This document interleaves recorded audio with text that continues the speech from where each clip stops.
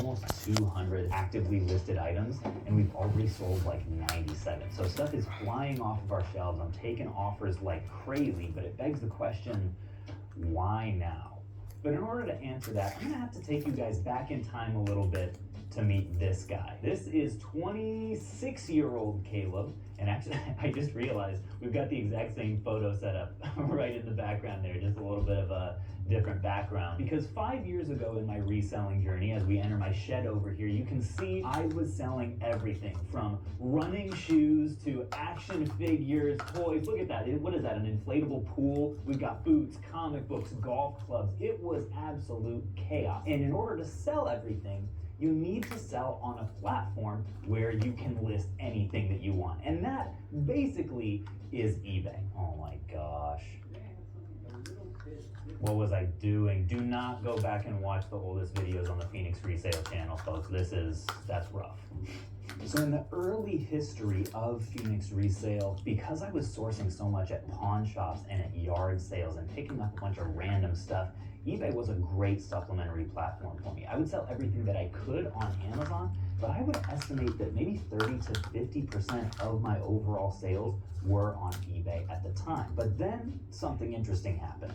Actually, a couple things happened at the same time. One is the channel started to grow, and two, another platform came onto the market called Whatnot. Whatnot was especially interesting for me as a video game reselling YouTuber because I could kind of triple dip in terms of the revenue I could make, because anytime I referred someone to the platform, I would get a small payout.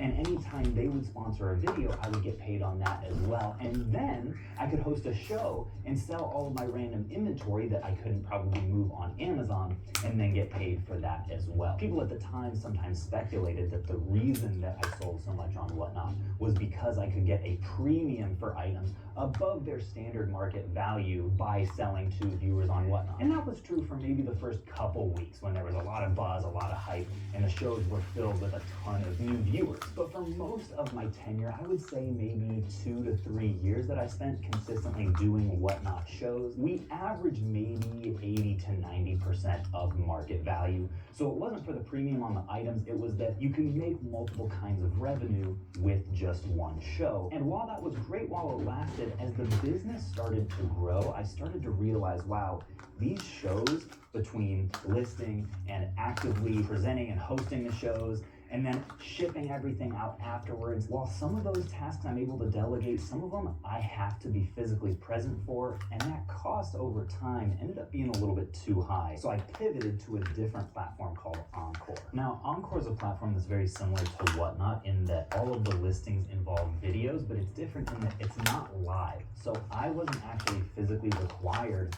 to be there for the sale of every item, which for me was a huge plus, because the more this business grows, the more I have to focus on things like recruiting and training and building systems and marketing.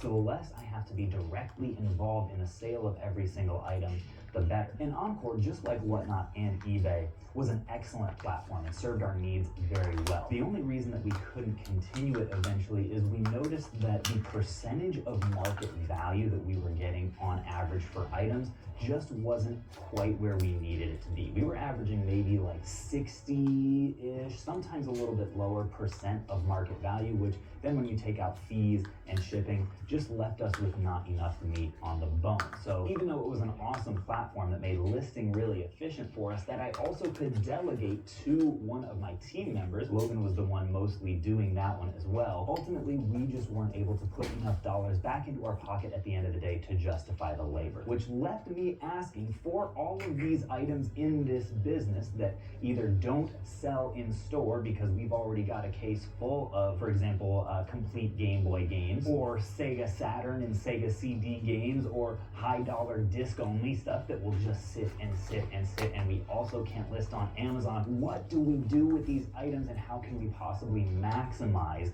the number of dollars that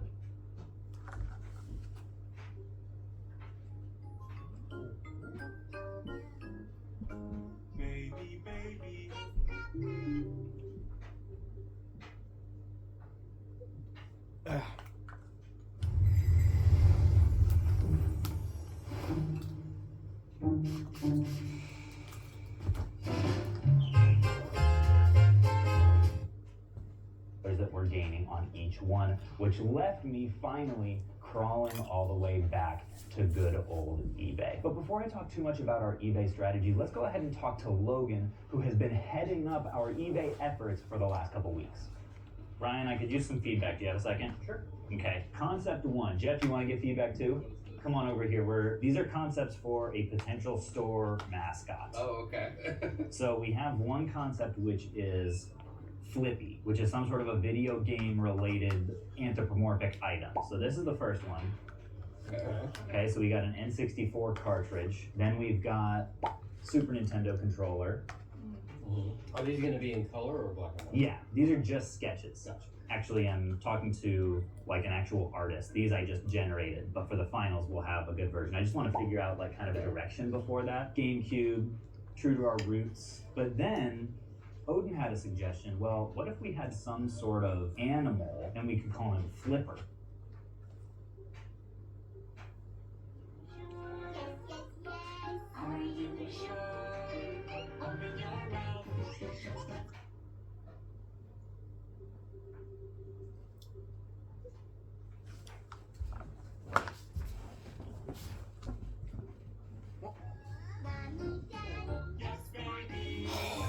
I've got one yogurt left.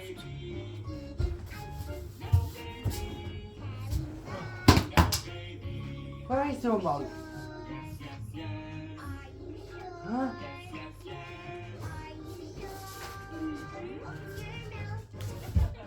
Oh, yes.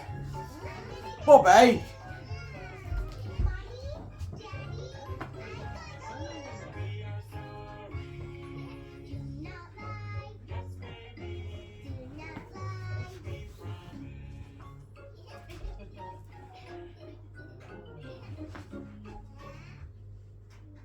Where's the remote?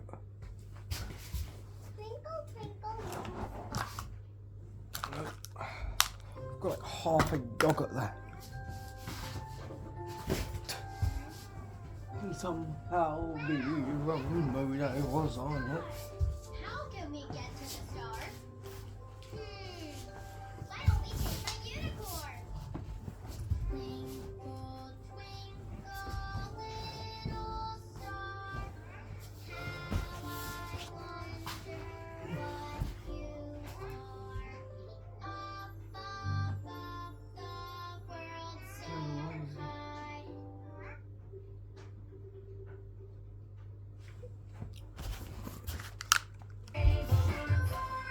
From the magic of Rainbowville comes Rainbow Corn's Mama Corn's.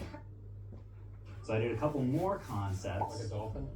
Or platypus. Of a platypus is the first one. This is a pliosaurus, so a little extinct mascot. Or the last one, a seal. Hate that one the most. Okay, don't like the seal. You like the seal I though. like the seal. Okay, I liked the Flipper. platypus, I like but that's that. because it was very unique. what are your reactions in general? Most favorable, least favorable? I like the Super NES controller and the platypus. Super NES and I like the platypus? platypus Okay. because it was just unique, and then Okay. probably honestly the cartridge. The only thing I'm on the fence about with an N64 cartridge is it would be gray. Oh yeah. Or we could make it quick flip screen, but then it's a little less recognizable. And if we did something like this, it could be cool because you could have the controller be the same color as normal, but maybe the buttons are quick flip screen. Yeah. Ooh, That could be yeah. kind of, what did you think, Abby? What if he had a pet platypus? That's Like I get a real platypus here? No. Okay, No. The wait, controller has a sidekick. Yeah. the controller has a platypus. Yes. His little friend. You know, I Okay. just meant to buy a Flippy, platypus. Flippy and Flipper. Yes. Yes. Holy I like cow, that. okay. That's That a good works, idea. yeah, that's a good We one. got a plush and a mini plush. Yes. Yes. Okay. China also gave an idea, which was a green phoenix. What do you guys think? She's staring at me. I feel like for the store, it needs to be its own thing. I think so too. I don't want to cross contaminate too much. Yeah. No offense, China. People definitely favor the platypus. People Yeah. seem to laugh when they see it. You could even give him like a little quick flip shirt. What if we reversed it? What if it was a platypus but he's holding a video game controller? That's Also also good. alive. A video game controller, that would be Flipper holding Flippy. Are the little buttons on the side of an arcade machine called flippers as well on a pinball machine? Yes, Yes, those are yeah. flippers. Correct.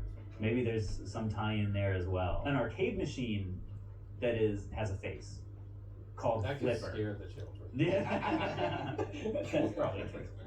So for the last couple weeks or so, Logan has now been listing usually up to 50 items a day on eBay. What are some of the things that in that time you've learned about like the eBay process? Growing up, I had this like preconceived notion of like what eBay was kind of as like an auction platform, and now I'm kind of realizing that it's more of like a marketplace akin to Amazon, whatnot, stuff like that. Yeah, like that most of the listings are buy it now rather than Yeah. auctions. And eBay is like kind of like I don't want to say like a dump all for like everything, but kind of a dump all for everything. Like I've It is, seen especially like the highly collectible items like our random manuals or like CIB retro like cardboard stuff. yeah, you can like honestly sell anything on eBay. I used to do a lot of Encore before we transitioned over to eBay. Mhm. And one item we sold recently was the stunt racer manual, and that's something that would have never done well, in my opinion, on like Encore or whatnot. But eBay, you can always find like the perfect balance for an item. So Goodbye. the Stunt Racer manual. This was